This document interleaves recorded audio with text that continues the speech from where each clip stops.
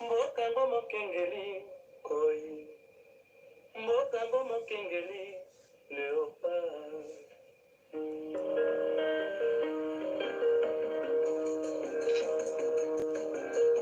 Mikolo tosekalaki na mosolo ya mboka Kongo. Tofungwali miso lelo. Tomoni bozoba nyonso tosali. Oya tobongisa Kongo agani. Ebongi tosala. Moto nyonso ata mwana. Kongo ya mosolo, mpembe ya nzoku. Kongo ya bwanya, kasa ya mbila.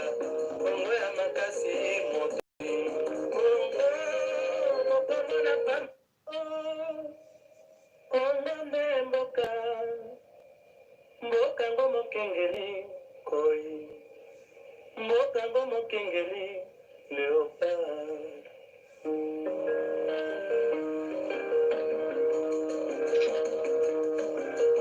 Mikolo tosekalaki na mosolo ya mboka Kongo.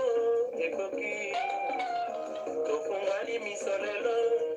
Tomoni bozoba nyonso tosali. Voilà, tofungoli miso lelo tomoni bozoba tosali. Voilà bandeko bana somi ekolo Congo, motuna wana na zongisi nzemo bala mibale pona ko interpeller tout le monde. Est-ce que sommes-nous conscients? Est-ce que tozali conscients? Est-ce que toyebi ke tosalaki buzoba? Oyo tovandisi ba tuti rwandais pendant plus de 20 ans chez nous au pays et ba tuti rwandais sont toujours là. Est-ce que toza vraiment conscients? Moko na kati na biso amituna, est-ce que tozali conscient que tosalaki buzoba? Bakosaki biso à gauche à droite. Banani bakosaki biso? L'Occident et les Tutsis. L'Occident et les Tutsis basanganaki basali complot munene evandisa makambo na bango kimia. Et voilà, nous sommes esclaves. Chez nous, nous sommes esclaves. Faut-il continuer à vivre l'esclavagité de Nakate Kolo Congo et que tout bête la Kamaboko? Et voilà, on voit que les choses continuent. On voit que les choses continuent, Batobazako manipuler les autres. Ce qui est tel bien, il y a une alerte, alerte, urgence. Bandeko, Tobaniko Mona, Bagé, Baniko Kende. Plan Oyo, il y a juin, le 30 juin. Plan Oyo, il y a mois de juin. Plan Oyo, Bazako Yebake, Congolais, Bafongoli Miso. Bayebike, Congolais, Bafongoli Miso. Congolais, Bafongoli Miso, Congolais Naniyo, Nanga. Bayebike, on a travaillé tous ensemble. Bravo, la Onyoso a contribué à que to fongola miso. Et to fongole miso. Mais beaucoup parmi nous, bazano na katakidiba. Tomoni, bo bazana katakidiba banani. Voilà bandeko ya onto ena urgence lelo. De l'autre sark information te, mais to lever la bino déjà de vous abonner massivement sur notre chaîne. Pourquoi on vous a dit ça? Les cas d'urgence, toko alerté, toko ya, na lombango poete to beta sete, tout ça, il y a une urgence. Bolamuka, et là, comme on salama. Tous en chômage, tous en temps qu'on perd, mettons-nous le bout et travaillons là-dessus. Bandeko, voilà, to na lombango poete, to le bake, oui, il y a solo, Mikolo, to sakana ki na mosolo ya mboka ekolo Congo et koki. Voilà, to moni, buzoba nyonso, tosali. Nani ayebite ka salaki buzoba? Nani ayebite ka soutenaki buzoba? Nani ayebite ka kedeki na ba parti politique? La stratégie qu'ils ont mis en place de nous distraire avec des partis politiques. Dans un pays comme Congo, plus de 800 partis politiques champignons tout le temps des partis politiques bidons. Aucun parti politique qui a tellement pour défendre ma belle Congo. Et aucun député ou sénateur oyo a tellement pour intérêt à peuple. Pas bon bino nanzala. Beaucoup finzala. Et ma parents, ma famille, il y a mingi parmi biso ba dépendaka toujours na bato li banda ko dépendre na bato yo bazana li banda na katia oyo ya poto. Ceux qui ont muto na poto te mawapo na ye. Et biso bata poto bampunda. Les esclaves, nous sommes obligés de travailler doublement pour ici en Europe et pour ton pays.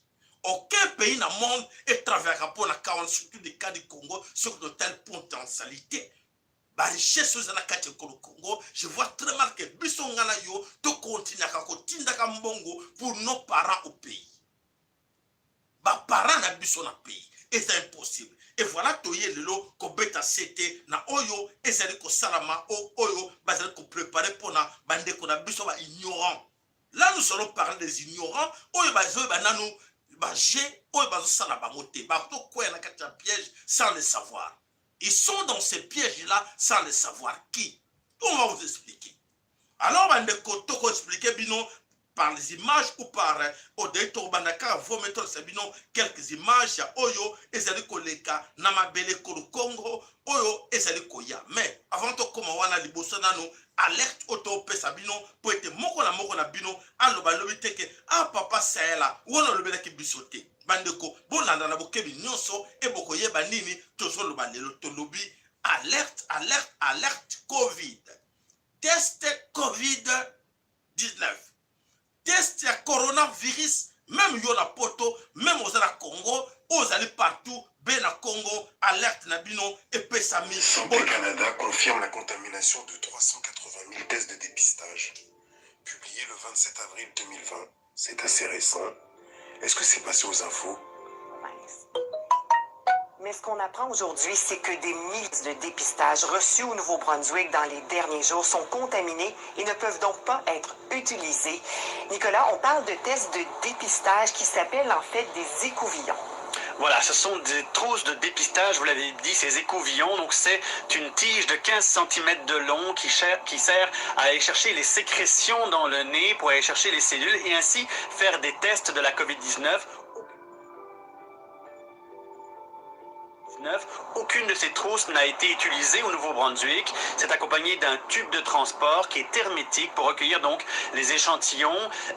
Le Nouveau-Brunswick a reçu ces tests de dépistage la semaine dernière, lundi ou mardi, nous dit Richard Garceau, qui est microbiologiste infectiologue au Centre hospitalier universitaire du Mont. Le manufacturier est chinois et on parle de 6400 tests, donc de tests d'écouvillons qui ont été livrés au Nouveau-Brunswick la semaine dernière.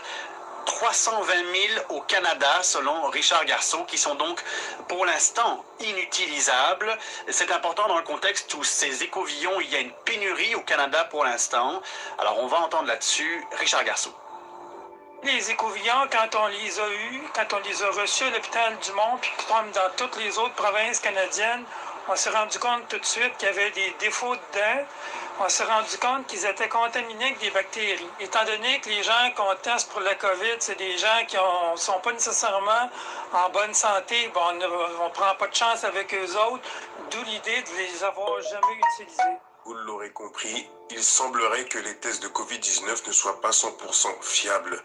Nous l'avons vu avec le président de la Tanzanie qui nous prouve qu'en ayant fait des prélèvements sur la papaye, que les tests sont revenus positifs au Covid-19. Nous avons vu également ce spécialiste canadien qui nous explique qu'il a reçu un lot de la Chine qui était contaminé. Qui aujourd'hui peut nous garantir que les tests que nous allons effectuer en France seront fiables? Qui peut nous dire aujourd'hui que nous n'allons pas être déclarés positifs au Covid-19 juste pour être vaccinés? Sachant que notre président, le président qui est à la tête de ce pays, est en partenariat avec l'homme qui aujourd'hui élabore des vaccins dans ces 7 laboratoires. 7 vaccins autour du Covid-19. Ce même président qui aujourd'hui a ouvert ses portes à l'entreprise Microsoft pour stocker toutes nos informations, toutes nos données, tout ce qui concerne notre santé, ainsi que le Covid-19. Je vous laisse faire votre propre conclusion. Ce premier épisode des Chroniques du Marcus se termine. Voilà, Bandeko Wanasome Kolo Congo, nous sommes là pour nous alerter Bino. Bandeko, je pense que vous avez bien suivi document, ce n'est pas moi qui parle. Je vous ai déjà dit depuis longtemps que attention, attention, nous sommes piégés. Alors, Bandeko, on va s'accueillir Bateke, il y a solo, Ezali Yakuyinda, Nakata Mukili, voilà là, Tojika, Bandeko attire attention. Les amis qui sont à Kinshasa attirent attention. Bandeko Bozara, Bandeko Kinshasa attire attention de ce que nous sommes en train de dire. Vous venez suivre l'élément. ngamu na komi yango te ngamu na lobi yango te bazoba na français nakanisi bandeko bayebi te ke déjà test oyo ya covid-19 eza déjà contaminé donc c'est à dire que dès que batie yo test wana batio dia maladie ya coronavirus boyoki yango oyo bayokaka français te bayoki na lobi na lingala boloba te ke non nayokaki te balobaki nini tuna ndeko yokisa mwana na yo aexplike yo balobi nini oyo bozala bosalaki un bon choix de vous abonner sur cette chaîne et la mosaka bino mayele pesaka bino mpo na bachaîne oyo batélévision locale bakolakisaka bino yango jamais bakolobelaka bino yango te bofuti boni mpo bozwa information eloko te mais important parce que vous avez paix na Congo vous avez droit à ces informations là voilà merci. Alors qu'est-ce qui se passe bandeko bolanda na bokebi nyonso voilà Congo RDC Congo vient de débourser 16,4 millions de dollars américains. Ouais. 16,4 millions de dollars américains pour l'achat de vaccins. Merde. Est-ce que vous l'avez dit? Ouais, l'inga peut n'a pas sa référence à l'anda, mais moi n'a tanga ba journaux na bango te mais na tangango na katia ba journaux na bango. Donc 16,4 millions de dollars américains pour l'achat de vaccins. Oh là là, Bill Gates a frotté les mains. Bill Gates a fait la lobby, c'est le seul pays des cons, des idiots, des imbéciles. Dirigé par des imbéciles. Voilà notre pays. Bandeko, bonjour, on a légèreté. Et c'est là que c'est que moko na biso à tel parce que nous sommes concernés. Lobby tokulé là. Bandeko na biso comme bazana bango mitu ezana hier, baza ko ebate bazo distraire bango pour autre chose. Ba ko la lobby, boyo rappela que non, ba déclarer famille na ngo bimo bazana coronavirus. Ba déclarer bandeko no na coronavirus ko bani ko lela. Mais tango yango yo botelema. Voilà déjà ba pays ba soba, pays ba idiot, ba pese déjà mbongo na pa ya Bill Gates. 16 millions déjà pour na commander ba vaccin au mukili mobimba e boyi. Ah, bah papa, vous êtes déjà un problème. Vous avez les kamas, mes chers amis, mettons-nous debout. Attention, l'air est grave. Et alors, on se pose des questions de l'autre côté aux autorités congolaises. On se pose des questions. Est-ce que l'avenir, dans les jours à venir, est-ce que Bako Salate interpellé, va se rendre compte que dans les jours à venir, un jour, nous kolomoko, Bako Kangama, pour les kamba Saralelo, Chilombo et tes amis. Vous ne pensez pas à cela? Mundela va défendre parce que c'est un problème national. Non, non, c'est leur président. Leurs dirigeants, ils ont accepté, on les a vendus et on liquide la population à Bino. Bonjour, on liquide la population à Bino. Alors, mes chers amis, attention, attention, donnez vraiment Bandeko, lobby, l'avenir me donnera raison. Ah, papa, c'est l'alerte qui met. Pourquoi on n'a pas compris? Bandeko, nous sommes à Koufa, ils ont encore la Bitumba. Emmanuel Macron, nous sommes en guerre. Donc, guerre, bah, s'engager dans la guerre pour la Baboma Bisso, Baboma, Congolais, Baboma, Africain. Est-ce que vous savez cela? Ok. Sokoyebi, alertez tes amis, alertez Bandeko parce qu'ils sont dans la distraction. Bazo na bango te nini, et jouer la bango. Leur to saka mukola opema. Mais to ye na lombango po ete to bisabino, oyo, ezako ye la bino liboso na bino. Mais les autres amis sont là-bas en train de. Hey, biso tolobi. Toko yo kabino lobi na kanisi biso to lobi e kozana te po ete tango est commis grave. Voilà mandeko bana somi, qu'est-ce qu'il faut faire?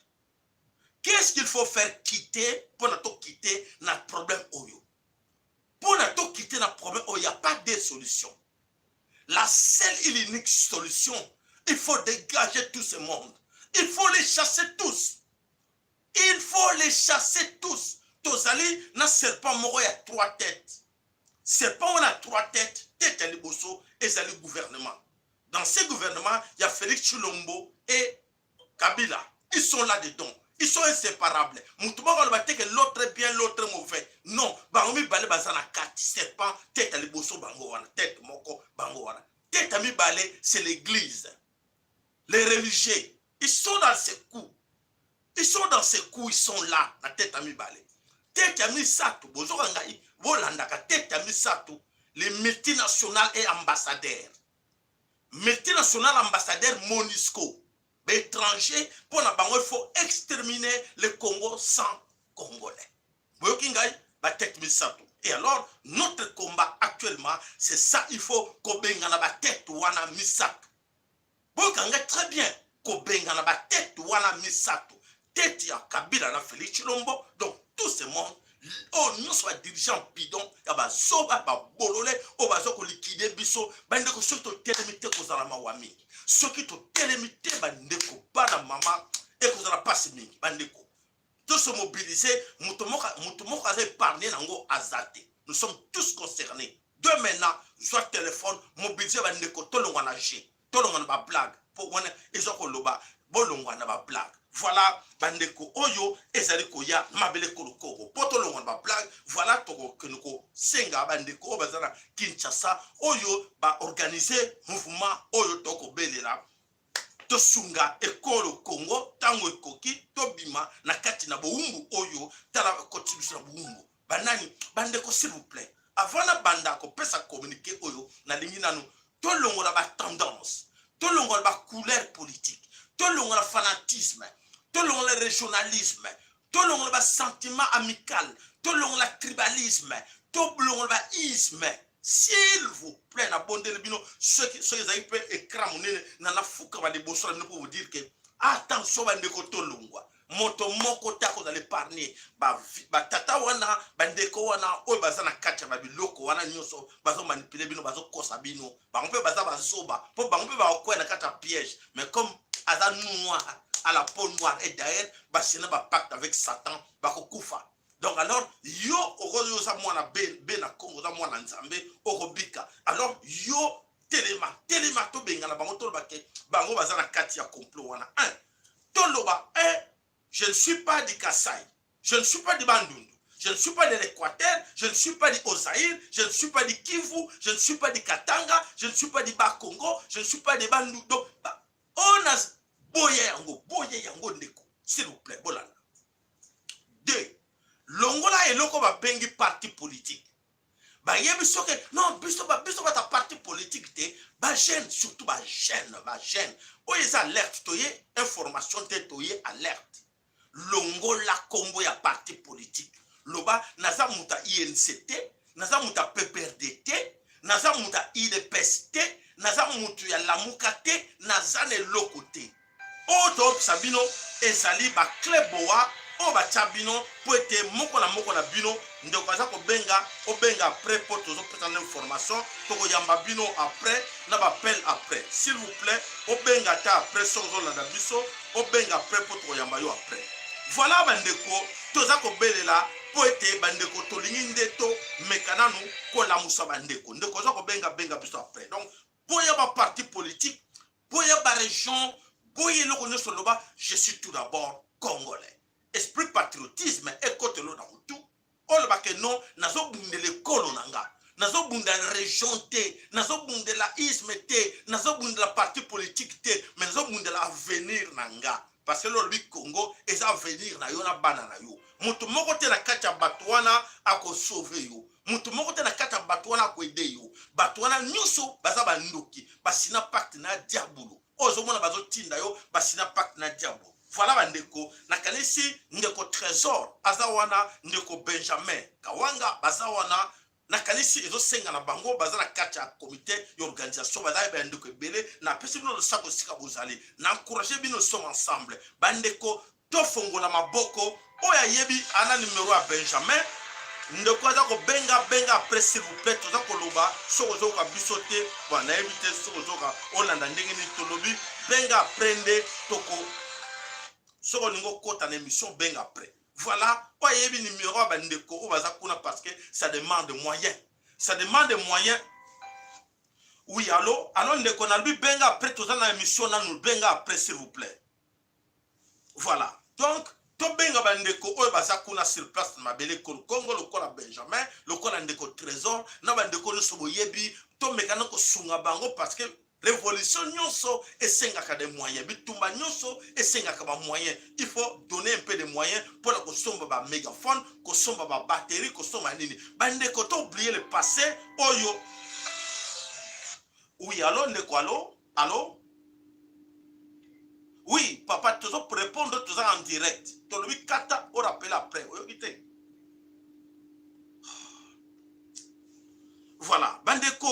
nakanisi bolimbisi bandeko tobenga bandeko na biso obaza na kati ya Kinshasa obaza na comité organisation na kati ya Kinshasa tosunga bango bitumba nyonso esengaka ba moyen yoko bimate yoza na kati ya poto benga bango sunga bango tolongola na joto zaki nango bon bandeko na moni ndeko yo toka na so alingi nini toyokaye bandeko bolimbisi tikana na yokaye boyokaye na alingi nini allo c'est là qu'on a benga et comme ça na kanti batibeli ba yoka bien te allo allo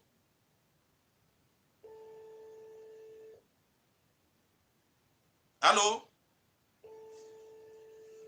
voilà il y a des gens qui veulent que déranger bate belé motema kindoki ba satan bazé belé na kati masolo oyo voilà bandeko to sunga bandeko baza na kati ya besoin na kati ko le Congo to sunga bango bitolo sezaka na esenga ba moyen donc to décourager te pour na koloba ke non na contribuer ke belé na IDPS na pana imperium to pesa ke ba millions et c'est là que dans le kuta to contribuer ke na telle partie to pesa ke vie wana amelane biso ba mbongo to décourager te bandeko s'il vous plaît to décourager te to ikampi ko to ba ke non ba mso ba vie wana obaleka oyo yoka ke bopesa ki mbongo bazali na kati ya G même si bango ke popesa bo senga ba aide ba opesa bino comme ça l'air makambo ya solo ko ya ba ko linga opesa te méfiance et kokota entre bango bande ko tolamuka oyo azana ba moyen ko sala ke azana moyen te ata biso zali awa obengi comme ça to lukana ndenge to ko sala poete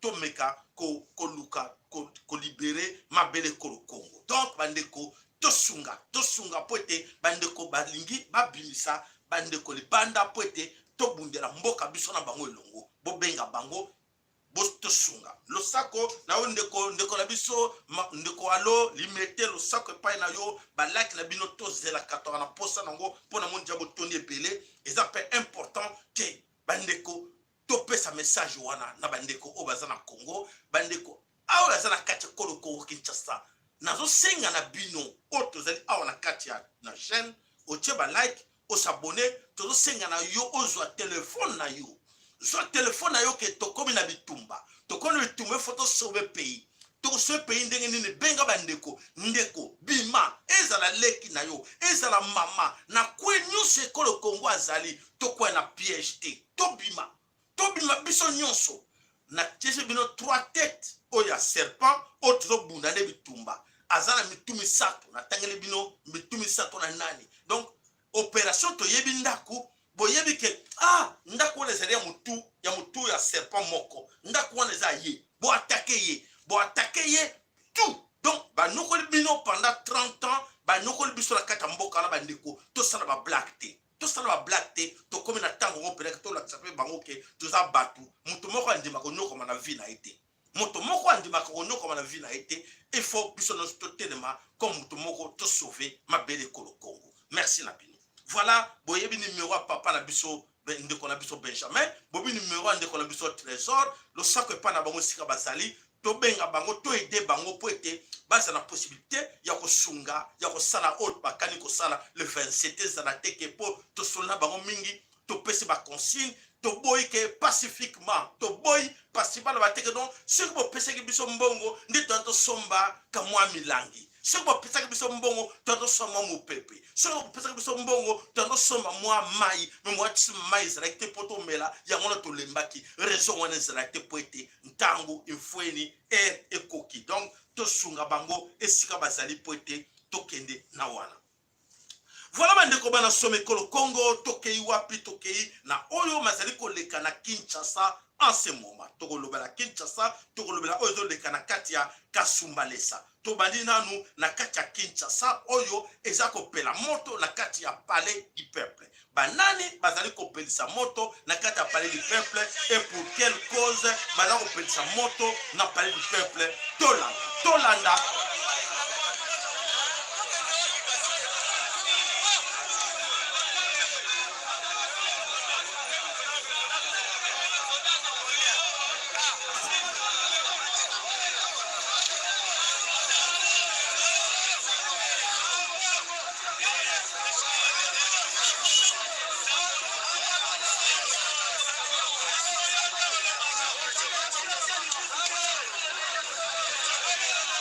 eyindaki mabe na mokolo lelo na kati ya palais du peuple, eyindaki mabe na kati ya palais du peuple, banani batie mobulu na kati ya palais du peuple, bato ya IDPS batie mobulu na kati ya palais du peuple, batie mobulu pona nini na kati ya palais du peuple, biso na bino toko expliquer bino bazali kolela, bazali kosenga nini, bandeko na biso ya IDPS tomoni batinde biso ba image awa ba voiture kaya se ba moto moni pela que non ba voiture ba buki ba voiture ba député ba buki bozomona ba image za wana ba voiture ba buki ba mabanga partout na kati ya ba voiture na kati ya ba voiture ba député bazo senga nini balingi nini na kanisi moko na biso alandana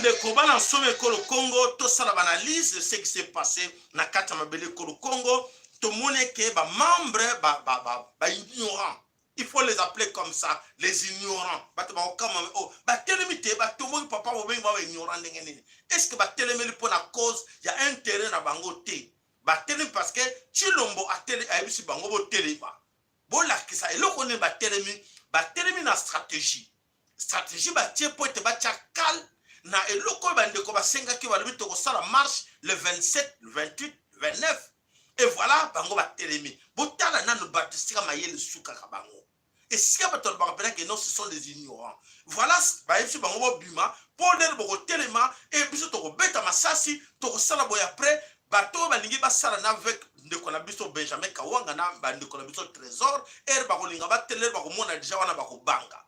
Voilà l'objectif au organiser et loko bazo sala wana poete lere ko beba batunye so le na le gouverneur ya villa koloba te eloko marche ko selma soute mutu moko bema so libanda te amba mate bango. Voilà Tina Félix Chilombo alobeli bango ba bimalelo bango bazo bana munoko na bango bazo bana munoko na bango non biso toko bima le 24 le pona bango balobi le 24 donc lobby eza konginda mabe balobi opération tebi ndako il faut attaquer ndako ya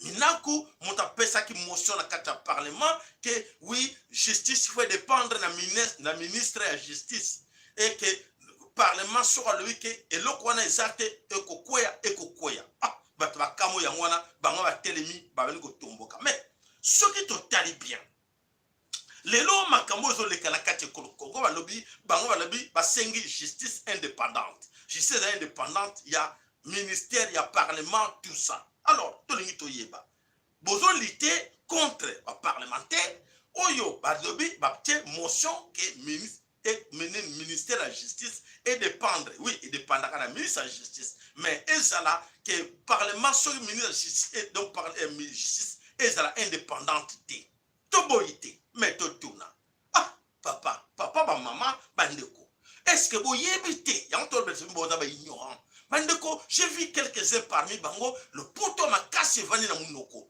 mais est-ce qu'ils comprennent est-ce que ba yebite que Chilombo dépend de Kabila ba yebite que Chilombo Félix Chilombo dépend de Kabila et ba yebite que président na Congo c'est toujours Kabila ba yebi yango te pour les autres bango que non n'importe ya Kabila et zala mutomo ka chaki motion te et n'importe Félix Degenini batte motion en bout tala babu soba otomona bana bato bazo comprendre rien alors biso to chabino na soba te to chabino na nzela batamayeli pour la chaîne batamayeli il faut donner sur des instructions à batamayeli donc ça dit que il faut pas tomber dans ce jeu là la stratégie est là bazo tana 4 ba éviter que Félix a dépendre na Hippolyte Kanambe Minaku a dépendre na Hippolyte Kanambe et voilà Hippolyte Kanambe les tout rwandais a tché ba on a katina confusion zo lukanine a testé bapelisa moto na Kinshasa, les autres bakoloba nini oh biso pe comme toza bato soki minako biso soki bato bandundu soki nini tika tokotela mpe minako nde batya conflit kata Kinshasa nzoka te.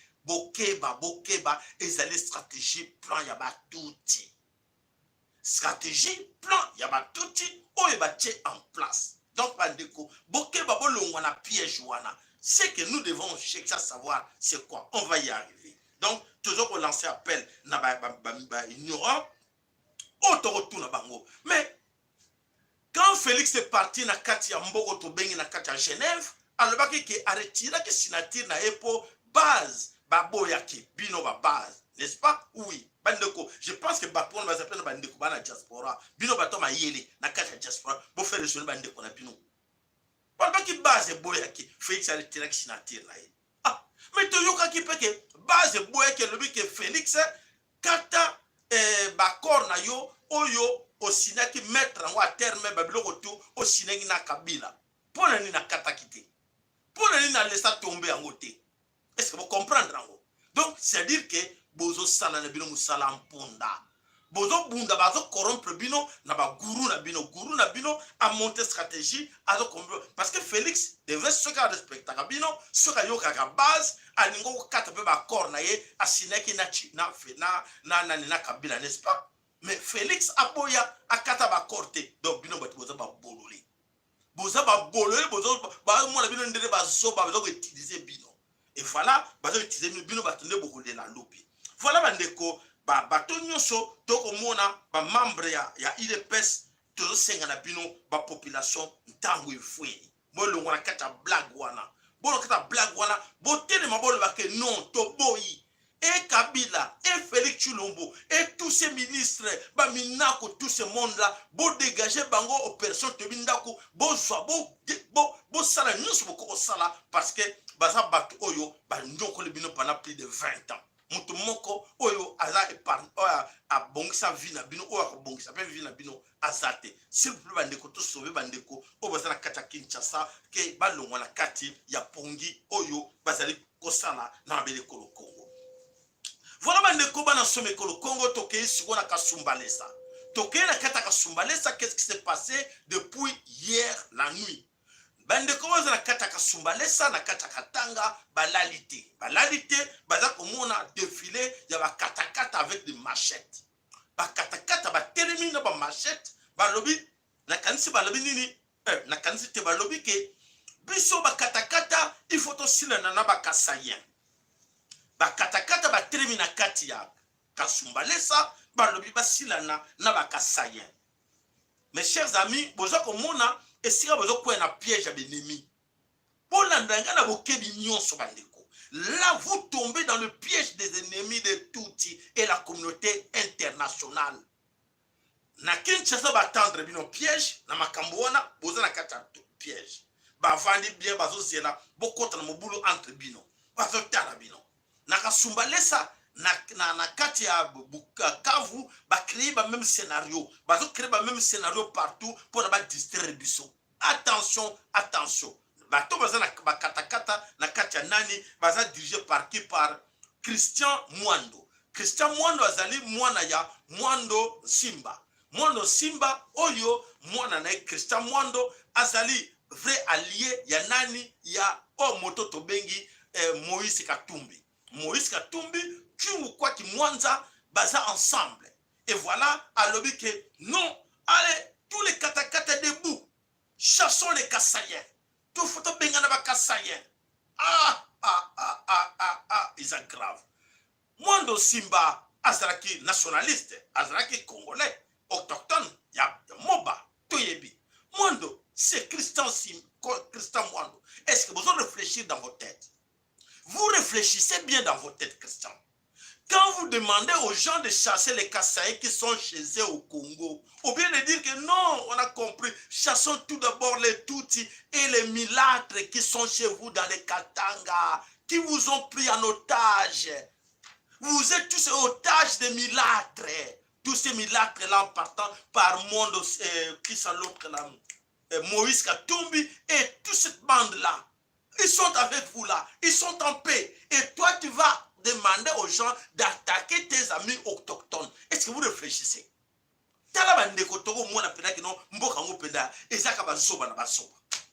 Franchement, c'est regrettable de voir qu'on manipule des gens. Oui, tout le monde qui est bateau,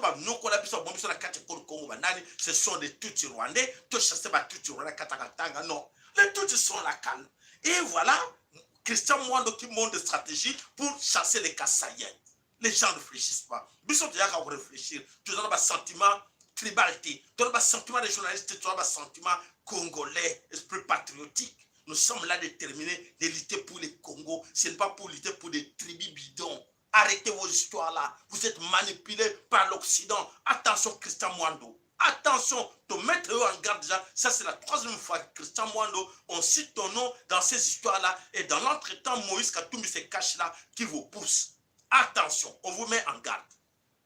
Voilà, Kassaïen, le lot, nani, chasse. Nakata Sumbalesa, Katakata, Katanga, se préparer, ça la chasse de Bakassaïen. Bakassaïen peut balobi, oui, biso bete ko se laisser faire te, on peut s'armer, basu ba machette, basu nyoso. Ah, nzambe nangai. S'il vous plaît, bandeko to sungana. To sungana bandeko poto ko mona ke to komba zoba na bazoba. To komba zoba na bazoba, bozoba ti qui vous manipule.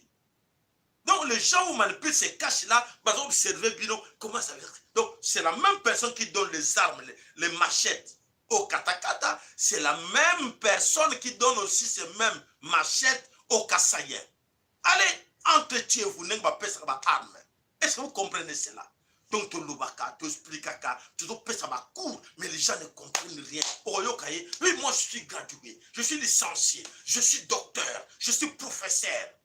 Et l'eau que des hommes, des bourriques, la population sans le savoir que la population pour l'intérêt des autres. Triste, c'est une réalité triste, mais tout le monde, tout ça c'est grave. Donc c'est-à-dire que bateau Christian Mwando pour alerter que attention, mais nous allons et que coûter les chers dans les jours à venir. Tout ça a besoin d'union, tout ça a besoin de division, s'il vous plaît. Voilà, la nanani, les katakata, les katakatanga et les Kassaïens aujourd'hui bazali manipulés par les mêmes gourous, gourou na bango bazo chamobulu, bazo distraire bango et dans l'entretemps na kacha estkuna bitumbezali kopela kuna na kacha bandiko la biso na kacha Kivu bitumbezali voilà ba créer bango encore tension pour la distraire bango na kata Kinshasa ba créer encore tension pour la distraire bango bandeko tozala na bokebe biso nyonso papa ma folo la kanisi est-ce que vous allez ko benga avant que na kota na sujet mususu oyo na bombela ki bino pona mokona lelo poete makambo ebele ezali ko salama papa ma folo na kanisi ko bele ma poete o pesa biso oyo obombela ki biso na mokolo na lelo pona ndenge oyo ezali koleka ya solo ezo senga pena ke biso tokele ma biso mo ba congolais pour so tele biso ba congolais te bato bazo sakana biso. Ils sont là dans les ambassades, ils sont là dans les églises, ils sont là partout, s'organisent. Ndé to créer ba conflit. Bandeko. L'air bozo telema. Longola idée no na mutu ke ba pesa bino consigne bo telema wana te. Muta malamu azate tchala mutu no ke non tout ce monde que vous voyez. Policiers, gendarmes ou qui que ce soit, ce sont des Tutsis qui sont avec des armes. Ce sont des Tutsis, des étrangers au bazar ba armes. Alors, botan dégel beaucoup déstabiliser bango na ba kwenyon son yakate koloko. Papa follow maloba omboka yo. Losako papa sayala losako bandeko nyonso bazolanda ba mama bongo tampesi mbote na pesi nkembo na nzambe bongo matondo mingi na vuluche kimbango mama kimpa vita na bakoko nyonso ba zoko kengi la biso kobundela biso bitumba oyo. Bo bitumba oyo ndenge tozoloba eza milimo ya mbindo ba franc-maçon na milimo ya bakoko na biso bakola mabeli. Ya solo papa sayala thème ezalika moko attaquons nos ennemis, tous les ennemis du Congo. Alors, dans tous les ennemis du Congo, bandeko bolanda makambo nazo koloba. Ndenge tozali awa ba information naza nango Européens mindele bakomi na vitesse moko de croisière. Balobi d'abord, français surtout, na allemand, bazali boso, allemand, français, mais porte-parole na bango allemand. Français. Balobi, nous ne devons plus jamais lâcher l'Afrique. L'avenir de l'Europe, c'est l'Afrique. C'est-à-dire, l'Afrique est l'avenir de l'Europe. Bongo yo mi tout na nanu yo mwana Congo, yo bena Congo. Avenir ya Congo, ezali wapi. Alors, la manipulation au non sur la ba ennemi na biso baza sur les terres. Papa ça la lobby, le serpent trois têtes. Nyongo wana église d'abord. Ba tuti na ba oyo ba congolais oyo notre exemple ya ba toi disant ba député parce que ba député wana ya tout il y a que des écrans. Alors, kaka ndenge papa ça la lobby to luka Tolobaki mingi, un soulèvement populaire, voilà l'occasion. Voilà l'occasion pour il me pèse la main. Parce que nous sommes avec calendrier, catalogué. Donc, Sunga Bande Konabiso Bazana c'est pour que l'okoyo et les gâtés, parce que maman a dominé. Mindele Bazano Baka, ces mouvements vont passer, ils vont se fatiguer. Puis, il y a un besoin de tala, faiblesse tozala nango, et où ils doivent toucher.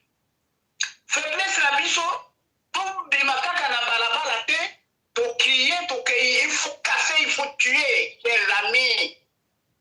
Tongoma, mbalo, tongoma. Mututi, on a dit ma policier na bino wana, nyonso bazali wana la sécession de toutes. Bon, contre l'amour en douti, Tongo mabango mundele na mutu na bino po frère ya baluba o obengi tonton Ntita ambassadeur américain wana bomba yo mabanga bo peta ye na balma atuko bitumango eye c'est-à-dire tout banga les suspects nos ennemis ce sont ceux-là qu'on a dit toutes les confessions soi-disant religieuses autres bengi ma confession satanique. Nani, Chole, il faut l'attaquer parce que pour l'année Chole, il y a à Zozela, à la sélection, il y a Banou son président, il y a Seni. Tozana tina biloko wana te. Tozana tina biloko wana te, ngonga ebelemi, il faut le pire qu'on a vu son besoin toujours en maboko. Tout nyonso il faut les tuer, chers compatriotes. Sambo nyonso il faut les tuer. Mondele nyonso tomoni bamba ye biloko nyonso tozala parce que tala mama na biso ba français na libula métro mama na biso na mukumba babamia na mabele alors biso na ngaba ba zoko boma na États-Unis na Allemagne pe to monaki na Stuttgart. Alors biso na mboka pourquoi tozo sala ngote to accompagner bandeko na biso ba oyo bazwi mukumba oyo prophète Kawanga na leki na biso nani comment il s'appelle Trésor King et les autres Trésor King. Trésor King tout secoué bango tout zala na bango oyo akotouché na bango mibale wana akolata biso sango oyo mopanza nyonso bazoba oyo nyonso batuti baza na se wana bayeba bien ke mbala oyo tokolata bango pantalon na mokaba alors bituma ngo ekomi na isika oyo il faut tofungola bavale nyonso toyoka ke mondele akufi parce que soki tomboni parce que bandeko bazoyokela biso mawa te bato ils viennent balobi puisque nous n'avons plus à reculer. Alors liboso na biso il y a beaucoup de traîtres batraître wana tokotraite bango ola batraite te mais baza baennemi pure et simple il faut les attaquer toboma bango toluka ndenge nini mboka na biso tokokamba ngo toza na posa d'élection te toza na posa ya dialogue te toza na posa mabele na biso comme papa Sahel alobi il y a plus de parti politique religion kutu mpe ezalaka te botala mikumba oyo mibale bayela biso tomonaka mpasi toza na mikumba mibale emonisaka biso mpasi ezali oyo balobaka na lopoto douleur nayebi te douleur na lingala na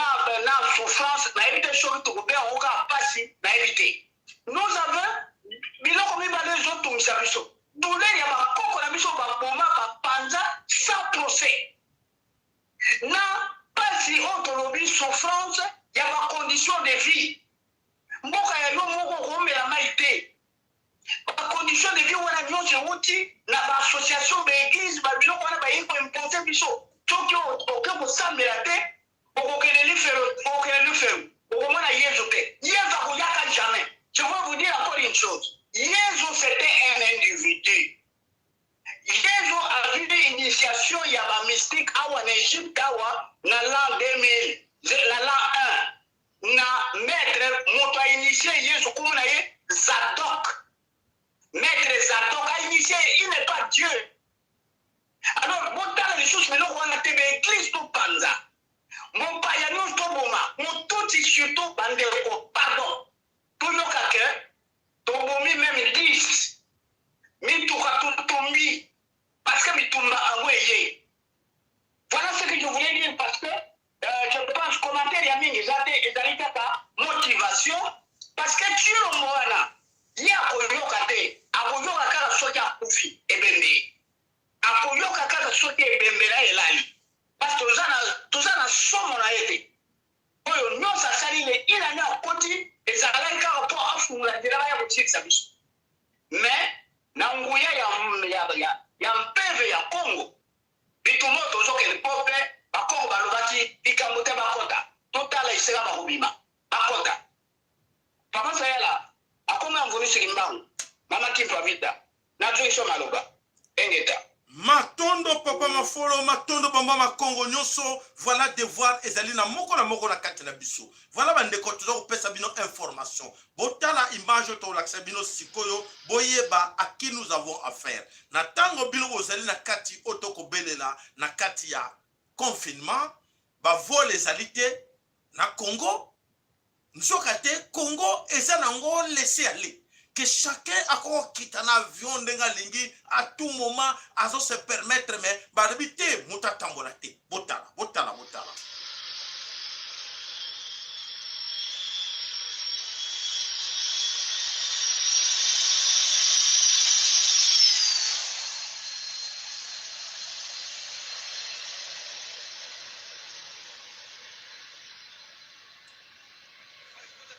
Voilà. Là, bon, eza na kati ya Zamba, c'est au Congo. Na kati ya Zamba, avion ekitaka na mabele, ekiti nango eza ko mata emati no tant de tonnes de minéraux. Douane ezate, frontière moko ezate, tilongo aza kona beta tour na Kinshasa ke je suis président.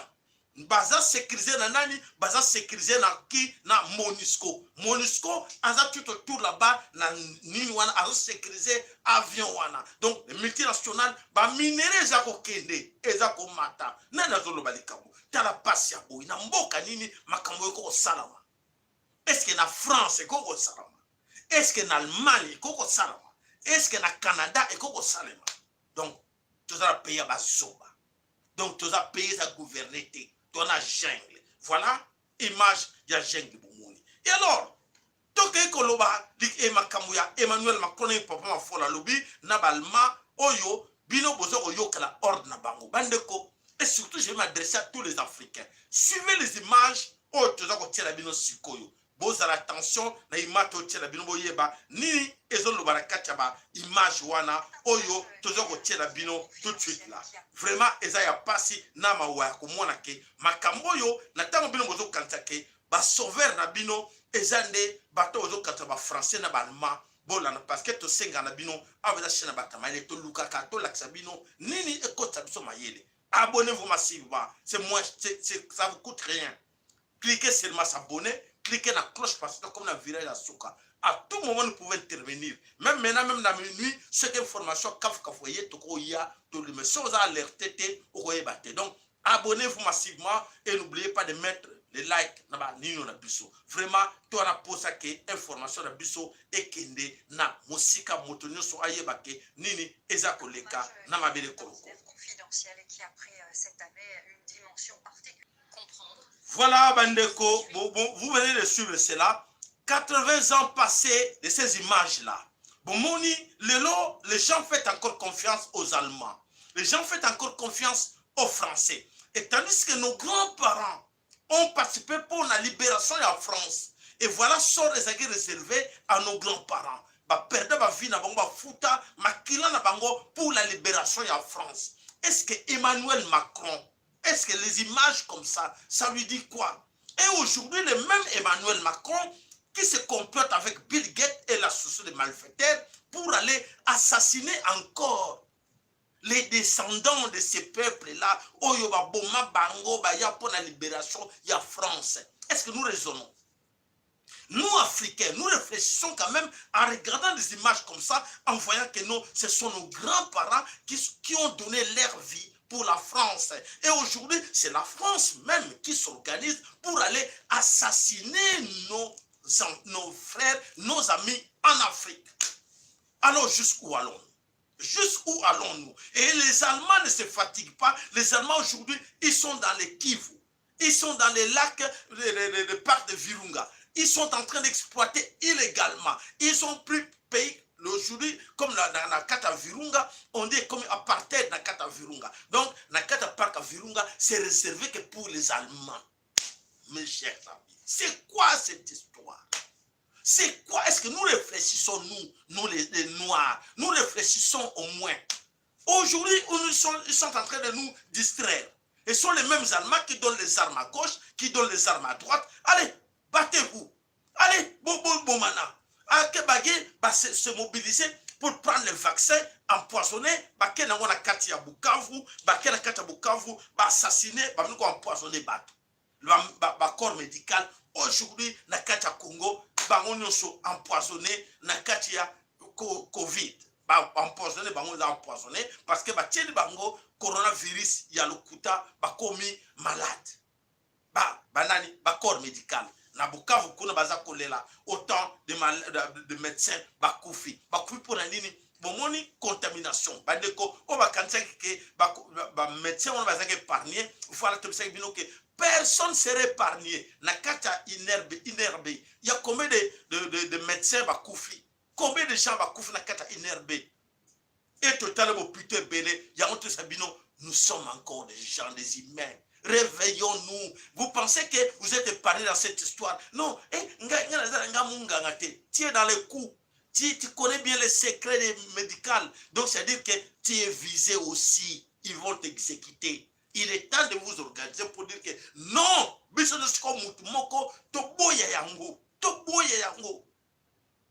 ne vous obligent pas, donc ils ne viendront pas avec les mitraillettes pour vous attaquer. Mobilisons-nous, bandeko, au bazar ba corps médical, bazar na kata ba hôpitaux, na kata même ba médecin bazo kosabino, moyena 1000, so bomi mutu, ba peso 1000 euros, ba ko boma payo pour un secret. Vous voyez bien, ba ko boma payo lobby pour un secret wana. Vous savez pas? Voilà tout le monde, bazar, je sais pas tout le monde, en Afrique, sont tous manipulés par Bill Gates. Est-ce que vous réfléchissez cela? Aujourd'hui, n'importe les gens, même qu'on sentit vaccin wanaté, n'importe les gens, tous disent non, on n'a pas besoin de ce vaccin. Nous ne pouvons pas accepter cela. Mais voilà, au Congo déjà, 16 millions et demi na Congo Mbokabazoba pour aller acheter déjà les vaccins. Où allons, s'il vous plaît? Voilà, eza passe mingi, eza mawa mingi. Donc, bandeko, totelema poete, tobundela mboke kolo Congo. Il est temps. Il est temps, à partir de ma kamoto lobby, date ou pas, parce que bandeko va tout dire, il fallait pas payer sa date. Non. Il n'y a pas de problème. Il ne faut pas avoir peur de cette histoire-là. Nous sommes plus nombreux qu'eux. Nous sommes chez nous. Nous sommes chez nous au Congo. Nous sommes plus nombreux que Bango. Donc, c'est-à-dire qu'il n'y avait pas d'autre solution. Donc, mobilisation, madame, que chacun de nous, oh, vous êtes déjà très nombreux là sur le plateau. Bon, moko la bina za téléphone a benga bandeko, a mobiliser bandeko, a obliger bandeko que il est temps de libérer le Congo. Il est temps qu'on libère le Congo. Personne n'est épargné parce que tout le monde va complot, tout ça pour le Congo sans les Congolais, l'Afrique sans les Africains. Et non, on épargné nango. Non, moi je suis ministre, moi je suis intellectuel. Non, ils vont éliminer le petit peuple. Faux. Tu es concerné, on va encore tomber sur toi. Tu es gênant, mais pour l'instant, on t'utilise après, on va te liquider. Vous comprenez cela? Merci. Voilà, bande de comment la semaine que le Congo, toi, qui n'a pas pour te mettre à bino, c'était nango. Donc, émission na biso ezali lobby pona et information na mokolo ya lobby. Voilà, matondo, ingeta, ibobo. Abonnez-vous massivement, partagez nos émissions à vos amis, recommandez à vos amis de s'abonner sur cette chaîne et de partager nos émissions. Tant que nous sommes encore là, nous sommes obligés de vous informer et de vous donner de vraies informations. Matondo na onyoso asalaka moi geste na ye pona kosunga chaîne na bino matondo na bino nyonso ingeta ibobo.